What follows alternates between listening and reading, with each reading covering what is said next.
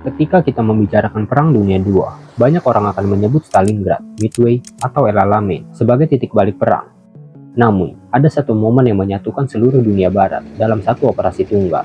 Momen ketika Amerika, Inggris, Kanada, dan pasukan dari berbagai negara bebas memutuskan untuk membuka front baru yang menentukan nasib Eropa.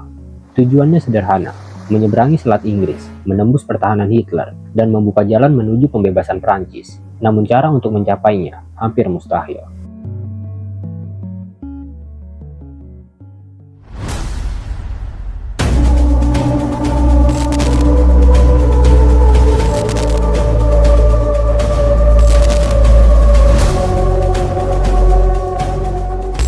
Klik tombol subscribe sebelum menonton, dan bergabunglah dalam perjalanan kita memahami sejarah dunia secara mendalam dan objektif. Jauh sebelum perahu pendarat menurunkan remnya di pantai Normandia, operasi ini telah dipersiapkan selama bertahun-tahun. Sekutu tahu bahwa invasi frontal terhadap benteng Jerman tidak bisa dilakukan tanpa kecermatan yang luar biasa. Hitler mempercayai bahwa tembok Eropa tidak tertembus melalui pantai Atlantik yang telah ia perkuat dengan beton, meriam, ranjau, dan kawat berduri. Ia menyebutnya Atlantic Wall, tembok raksasa yang membentangi ribuan kilometer garis pantai dari Norwegia hingga Prancis Selatan. Tapi di balik rasa percaya diri itu, terdapat titik lemah. Hitler tidak tahu kapan dan di mana sekutu akan menyerang. Itulah mengapa sekutu menciptakan ilusi terbesar dalam sejarah perang modern, Operation Fortitude. Dengan kecerdasan, rekayasa, dan penipuan skala besar, mereka membangun pasukan palsu lengkap dengan tank karet, pesawat tiruan, dan sinyal radio bohongan untuk membuat Jerman percaya bahwa sekutu akan menyerang pas de Calais, bukan Normandia. Pusat dari operasi tipu daya ini adalah Jenderal George Patton, komandan karismatik yang reputasinya membuat Jerman percaya bahwa dialah pemimpin penyerbuan.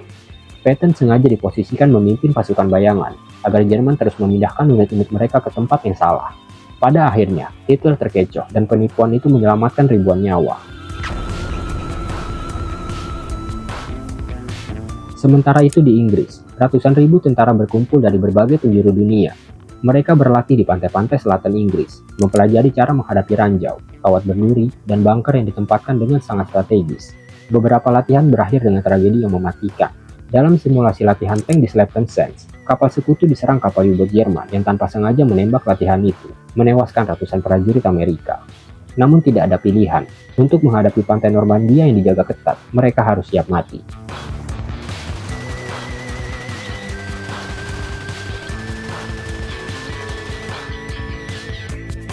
Pada awal Juni 1944, komandan tertinggi sekutu, Jenderal Dwight D. Eisenhower, berada dalam tekanan paling besar dalam hidupnya.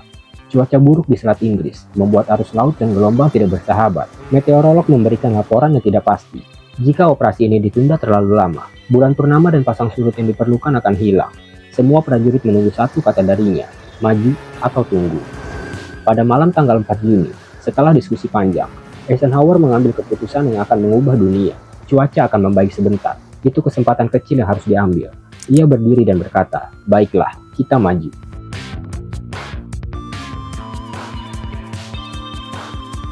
Pada tengah malam tanggal 6 Juni, langit Prancis bergemuruh oleh suara pesawat.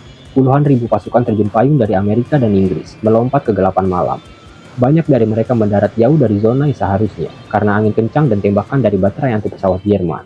Para prajurit ini sudah mempelajari peta Normandia, tetapi ketika turun, dunia tampak kacau. Ladang-ladang gelap, rawa-rawa yang memerangkap, sungai kecil, dan desa-desa yang penuh patung batu yang tampak seperti bayangan musuh.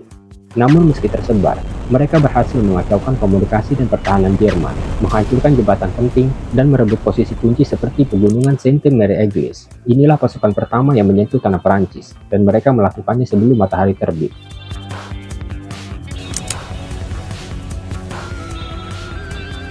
Ketika fajar mulai naik, armada terbesar yang pernah dibentuk dalam sejarah manusia sudah memenuhi Selat Inggris. 5 pantai dipilih untuk pendaratan, Utah dan Omaha untuk Amerika, Gold dan Sword untuk Inggris, dan Juno untuk Kanada. Gelombang demi gelombang kapal pendarat menuju pantai, masing-masing membawa puluhan prajurit. Para tentara itu tahu, mereka sedang menuju tembakan langsung.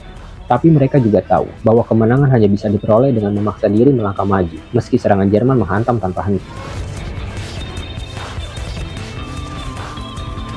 Pantai yang paling brutal adalah Omaha. Tak ada tempat lain pada hari itu yang diwarnai begitu banyak darah. Ketika pintu kapal pendarat terbuka, prajurit-prajurit muda Amerika langsung dihantam oleh peluru dari MG-42 Jerman. senapan mesin tercepat di dunia pada masa itu. Banyak yang tewas bahkan sebelum sempat melompat ke air. Ombak membawa tubuh-tubuh mereka kembali ke pantai. Para prajurit yang berhasil keluar dari kapal harus berenang dalam air setinggi dada, sambil menahan diri agar tidak tenggelam karena beban perlengkapan. Beberapa tenggelam karena peralatan yang terlalu berat, yang lain tertembak ketika mencoba merangkak naik ke pantai. Benteng-benteng Jerman ditempatkan di tebing tinggi, memberikan mereka sudut tembak sempurna.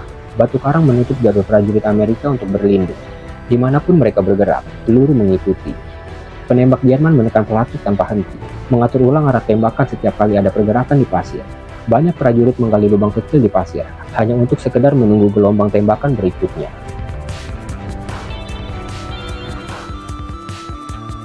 Di sisi lain, Utah jauh lebih ringan, meskipun tidak tanpa perlawanan. Prajurit Amerika yang mendarat di sana secara tidak sengaja mendarat beberapa kilometer dari lokasi seharusnya. Tapi, keputusan seorang jenderal di lokasi mengubah segalanya.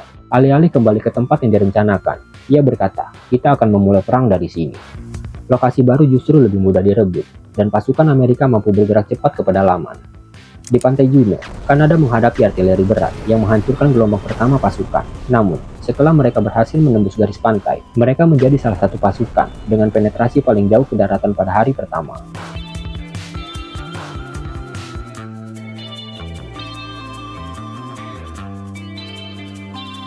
Di Gold dan Sword, Inggris berhadapan dengan divisi Panzer Jerman yang mencoba melakukan serangan balik.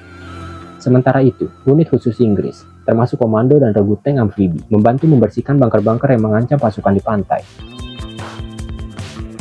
Serangan udara dan kapal perang memberikan dukungan penting.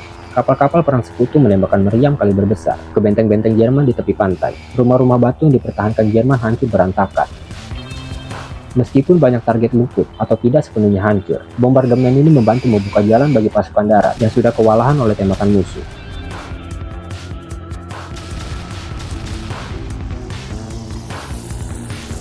Meski banyak unit mengalami kekacauan pada menit-menit awal, keberanian individu menjadi kunci. Para prajurit yang tersisa saling menguatkan, bergerak dari satu kawah ledakan ke kawah lainnya, merayap dari bayangan ke bayangan, dan naik ke tebing sambil menghindari tembakan tanpa henti. Sedikit demi sedikit, mereka menusuk pertahanan Jerman yang tadinya tampak tak tertembus.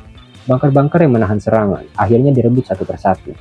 Ketika satu bunker jatuh, seluruh titik pertahanan di sekitarnya runtuh. Jerman tidak punya cukup waktu untuk memulihkan formasi. Menjelang sore, garis pantai Normandia tidak lagi dikuasai Jerman.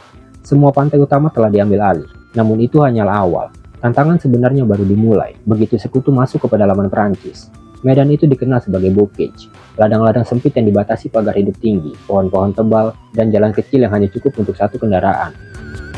Tempat itu seperti labirin alami yang sangat menguntungkan Jerman.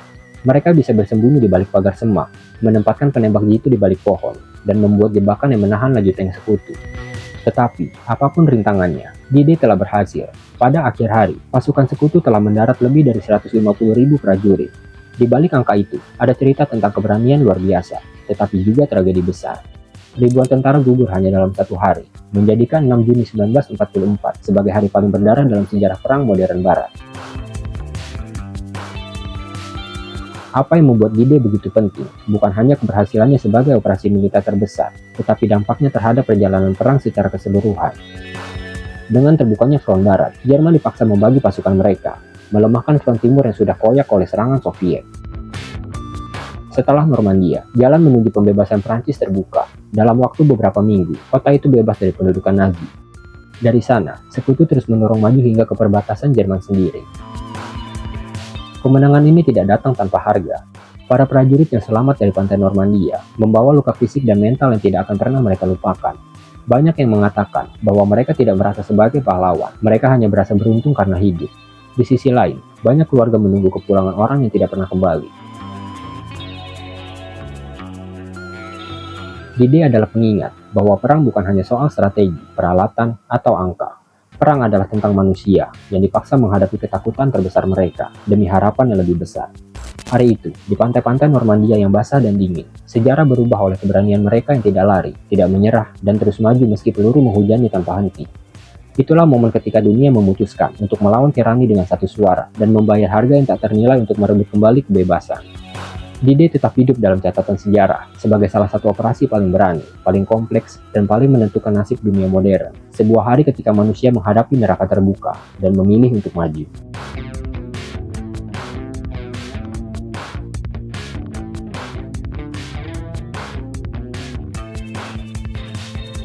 Jika kamu merasa kisah ini penting untuk terus diingat, bantu kami menyebarkannya. Suaramu adalah bagian dari kisah itu sendiri.